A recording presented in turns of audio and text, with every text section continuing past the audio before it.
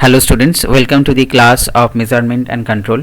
Today in this class we are going to discuss about displacement measurement following the syllabus of West Bengal State Council of Technical Education and Vocational Training for Diploma in Mechanical Engineering. Today in this class we are going to discuss about potentiometer, LVDT, RVDT, capacitive elements and optical encoders. Nowadays, displacement is being measured by sensors. Sensors are those devices or modules which converts the environmental change into some informations or electrical informations. Precisely, those electrical informations are fed inside sophisticated electronics to get some response. Potentiometer, LVDT, linear voltage differential transformer, RVDT, rotary voltage differential transformer, capacitive elements and optical encoders are all kind of sensors. Now here in case of potentiometer, which is actually known as pot in case of industry, is used to control speed, voltage and frequency. Potentiometer generally have three terminals that we can see here from the diagram, which is known as A, B and C, that is being given here, and a ring of resistance or a resistive ring made up of carbon, which is shown here in this particular diagram here. A knob, a sliding arm, a slider. Now the knob is connected to the slider or the contact or the wiper. It is known as a wiper also. I mean, in case of industry we will find that this slider is also known as a wiper. This is actually connected to the knob with the help of this wiper arm. Now while the wiper rotates, the output from B will change according to the value of resistance, right? So let's take an example here that we can see from this right hand side is that let's say we have a 10 kilo ohm resistor here, which is having a value of 10 kilo ohm from point A to point C. Now the point B is at the middle, right? So this wiper is at the middle and producing output, which is A to B is 5 kilo ohm and B to C is 5 kilo ohm. Now the wiper moves slightly towards the left. The resistivity changes here as 2.5 kilo ohm, and the right side or from B to C the resistance changes is 7.5 kilo ohm. That means the overall resistance of this particular ring is same, but the movement of this slider over this ring is changing the output resistance or changing the resistance which is being used. It follows the Ohm's law to calculate the resistance. Now if ampere is taken to be as constant, adjusting the value of resistance will directly affect the voltage used, right? So this is a kind of potentiometer that we can see in most of the cases. Now other type of potentiometers are logarithmic taper, which is technically out of the scope of our syllabus right now. Now another displacement measuring device is the LVDT, linear voltage differential transducer or linear voltage differential transformer.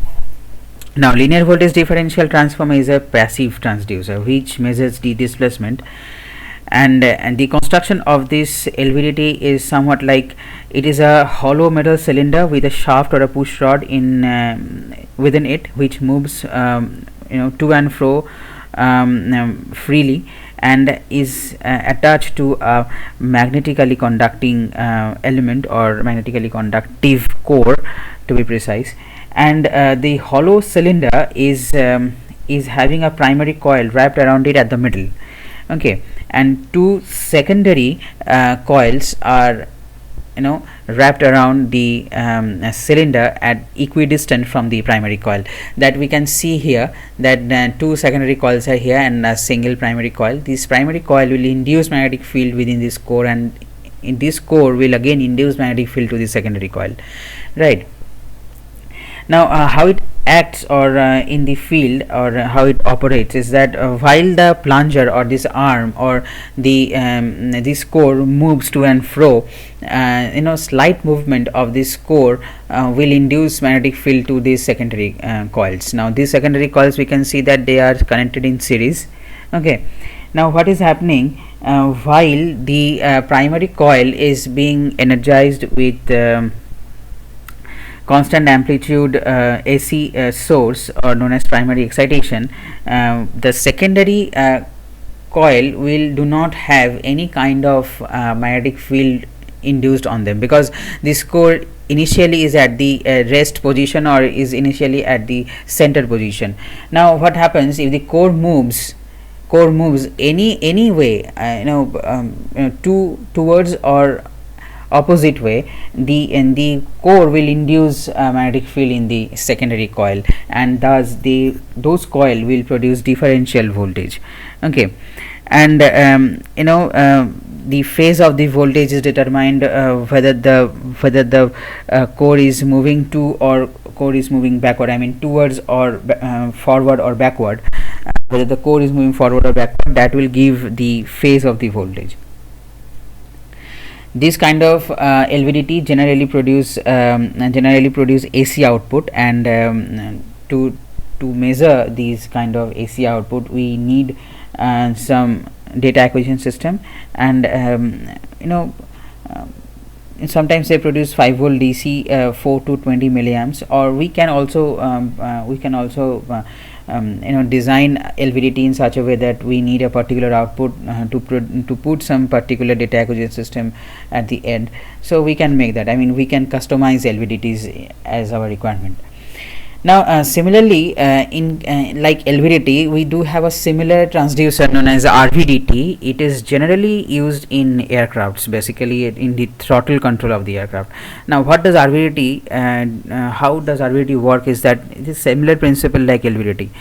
Okay, no difference at all, but this RVDT acts, the core acts in a angular direction. I mean, in case of LVDT, it is moving to and fro, okay, towards or backwards, or forward or backward, or a reverse.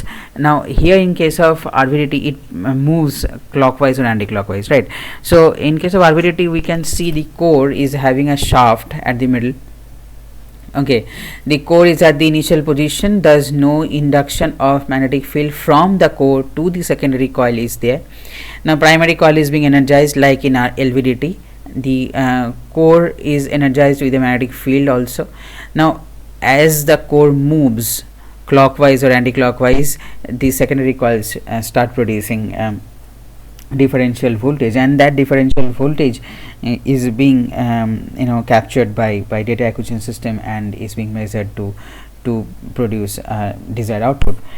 Now these LVDT and RVDTs are very precise. They have infinite resolutions basically, and these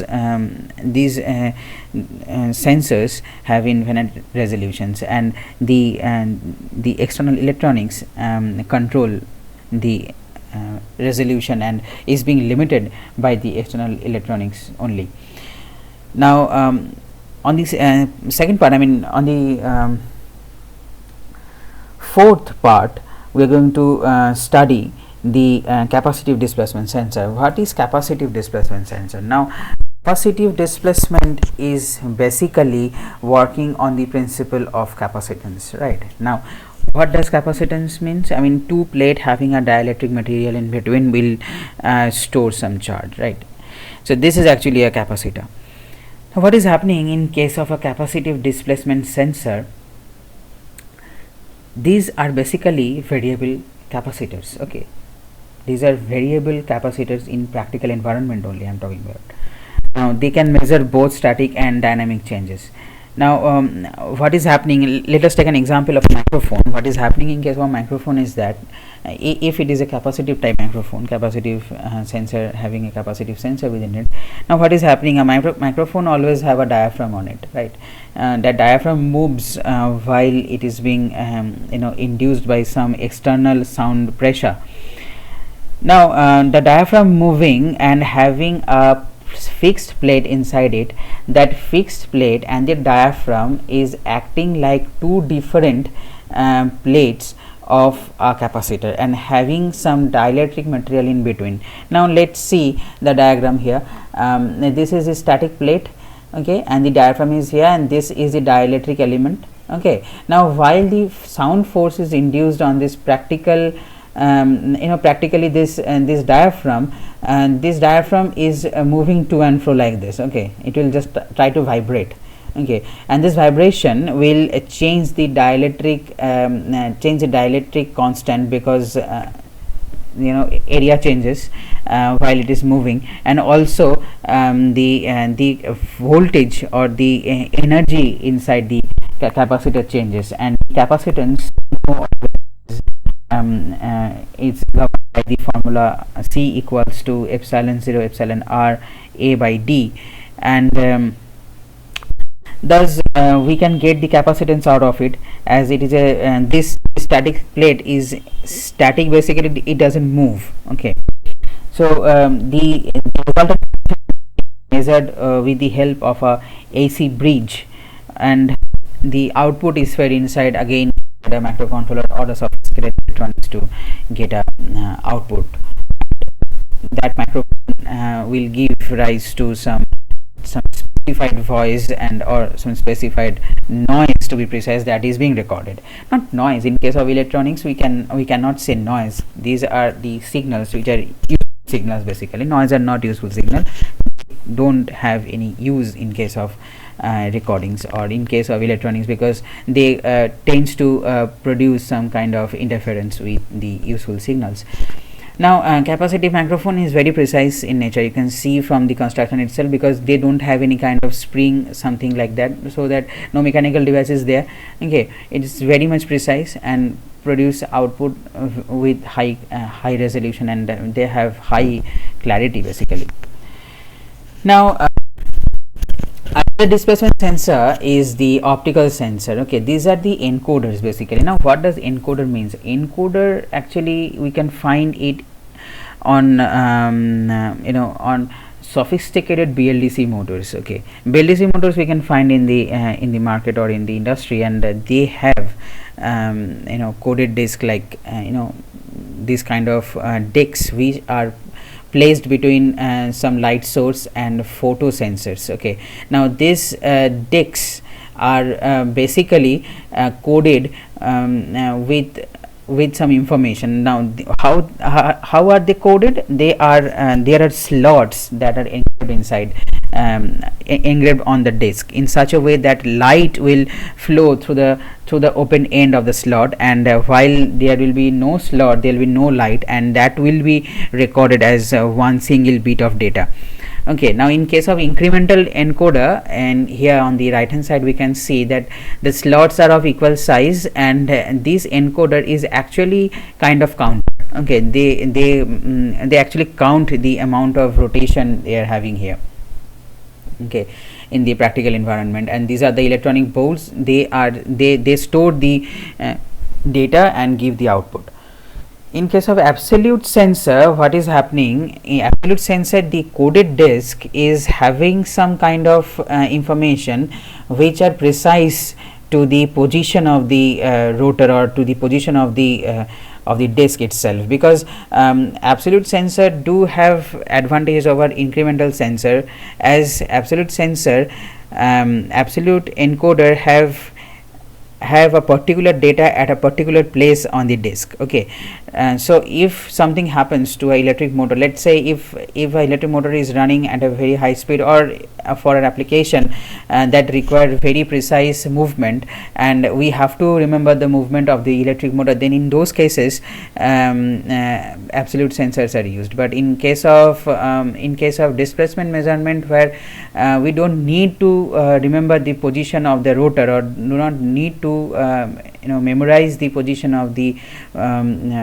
motor, then in those cases incremental encoders are used. Incremental encoders generally use in velocity measurement and all, and absolute sensors, absolute encoders are used in conveyor belt, because in case of industry, if something happens to the power, and let's say the power restoration will take place 15 seconds or 20 seconds after it is interrupted, the absolute encoder disk will store that position, or will stay at that particular position, holding the memory of that conveyor belt's position, right? So Absolute encoder have lot of application in case of industry, and absolute encoders, you know, can verify the last position if the power shortage is there or something happens, right? So absolute optical encoders are very much precise in their application, and incremental encoders, they actually, um, you know count the amount of rotation they are having, and they actually work as a counter.